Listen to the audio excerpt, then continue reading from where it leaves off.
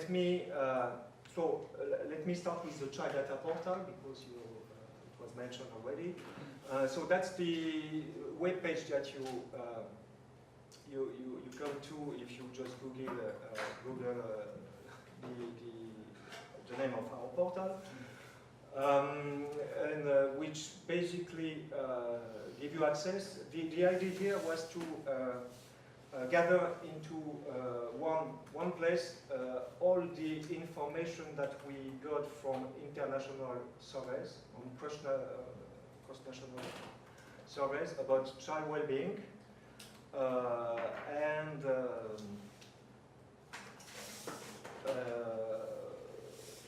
yes, and to develop, yes, to collect this data and to develop indicators, and not only looking at national average, but giving accessible information about cross-national differences by some of the socio-economic characteristics, I mean by gender, by income group or social status, by education of parents, by migration background of parents. That's the four key dimensions that we consider. So you can find in these data sets information for each indicator, information on the differences by these dimensions, with the information so whether this is statistically significant or not. So because basically it was not available in the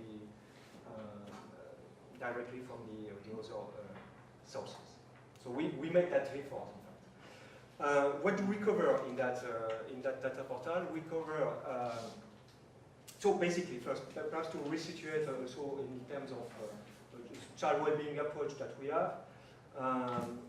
We try to follow the development of the child well-being literature, so meaning that we take definitely a dynamic approach of child well-being, considering that more child development than child well-being, so child becoming, if I take the term that you can find also in the literature.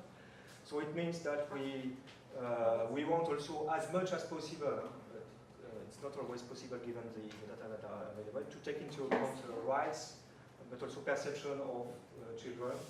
But it means that we try to provide information not only on child outcomes, but also on the resources that they get from the environment or from schools, and also about behaviors.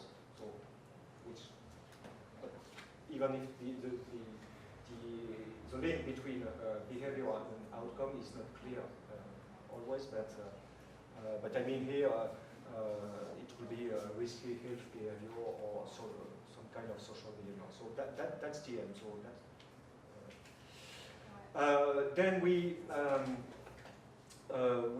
try to provide the information that is available for different age group of children.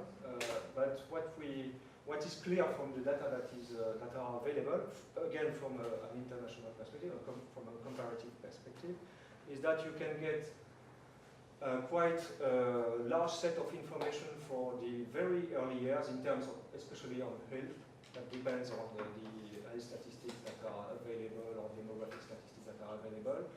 Quite large information for adolescents from the HBAC or from the PISA surveys, for instance, that we had, but in between, there is a lack. The other difficulty is that, of course, most of the indicators that we are able to build are age-specific. It means that you can't follow the same outcome or the same variable through the age. So that's basically one limit of the exercise.